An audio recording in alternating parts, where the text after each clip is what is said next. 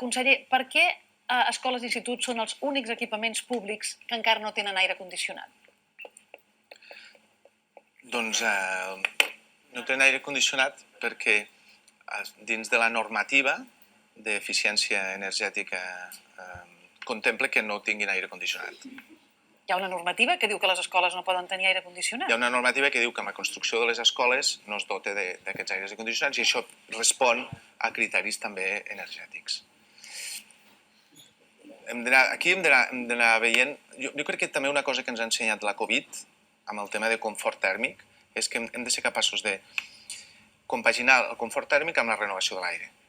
I això la Covid ens ho ha ensenyat molt bé. Els centres que han fet bones pràctiques d'obertura periòdica de les finestres doncs han tingut més acompanyament també amb aquest confort tèrmic a l'hora de la inversió en calefacció i tot això.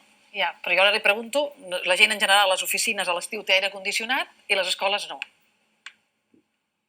Això serà així sempre, per sempre més. Amb educació no podem dir mai això serà així per sempre més i està parlant amb un conseller que té la voluntat de prendre les decisions que calguin i per tant, doncs, de moment estem en aquesta situació. I ara